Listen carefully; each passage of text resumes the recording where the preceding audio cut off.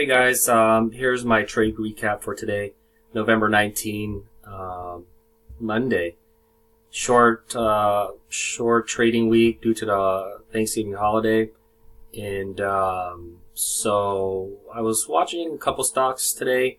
Here you can see Ngvc. I was watching. This is a grocery supermarket company, and they have reported earnings. It's an earnings play, and let's see here. They reported earnings last trading day here on the 16th, and supposedly they had good earnings, and so you can see it does very well actually. And actually, the past couple months chart does actually look pretty nice.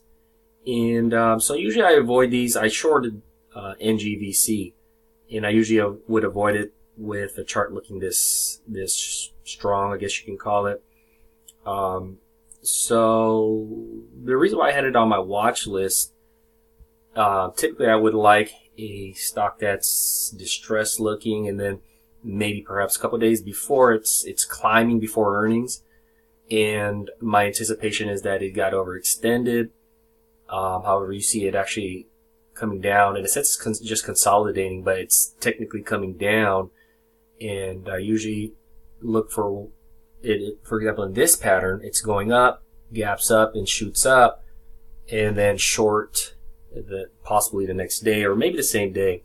But what caught my attention was I seen it had a good move. I don't want to say great. Maybe it was a great move, 17 to 22.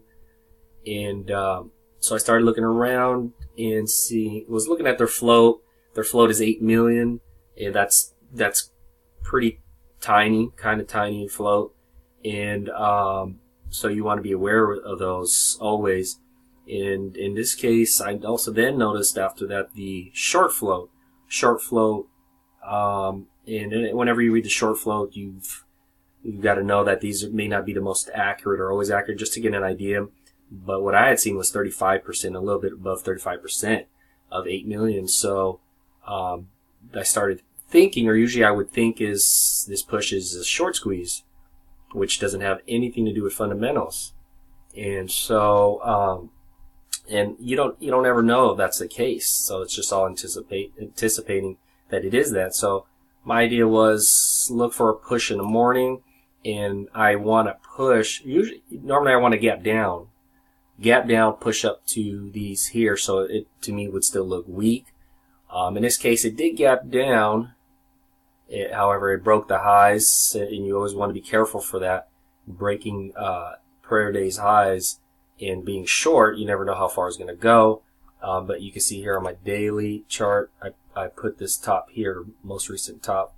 In my opinion, at least, the most recent top was at 25.75. And I got that from back in this area here, 2015, October. So anyways, so as the morning starts, this is the prior day, this is Friday, does very well.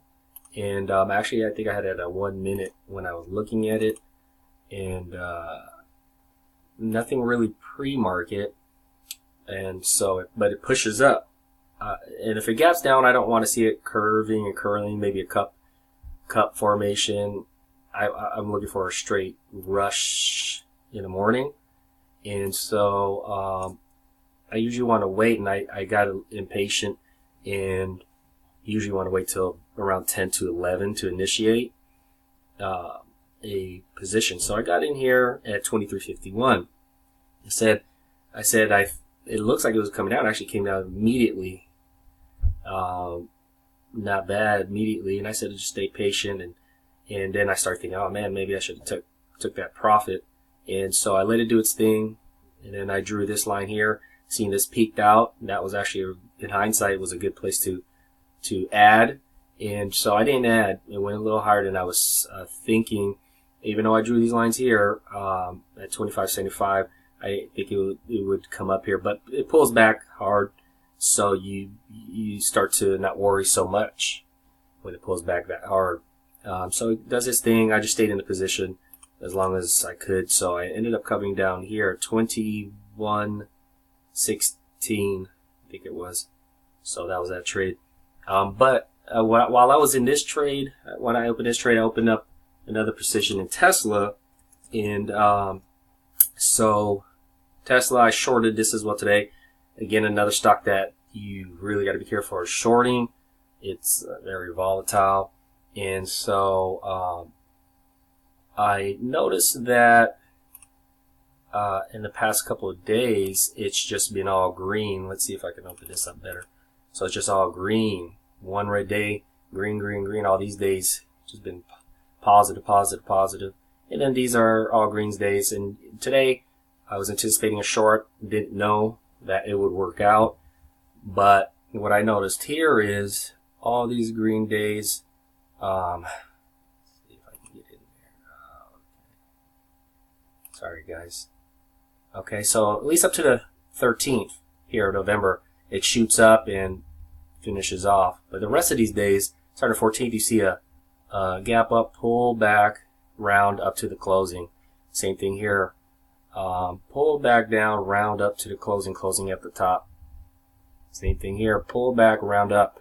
So what I noticed today was different. It gapped up pre-market, was aggressive early on, and around here at 10 a.m. Or before that, I was deciding go ahead and consider take a position. It's doing something different, and it's not doing that curve up today. It's gapping up, and I like to initiate position between 10 and 11. So I got in here while I was still in my other trade at Ngvc, and so I felt like this was the backside I had felt, and then I started second guessing because it's big push up. But I did have my my areas here at 370, and I just simply get that through these tops here, and I could easily have been wrong. So that's all that was. I mean, it could have been up here, but so I put my stop around right there, 370 initially. It does that, does this thing 367, and pulls back, and it pulls back hard. When it pulls back hard, and then changed my stop to a high a day instead of 370. And so let's see if you can see it here. So I just let it ride. I didn't add. Oh, actually, yeah. So I covered half here, and because I had felt bad about not getting out here.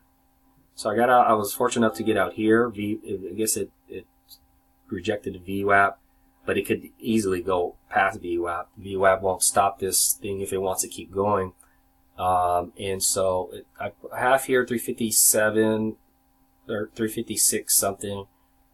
And then I let the rest go here at 354.10 was my last half that I had. So, if you guys have any questions, please let me know. Thanks.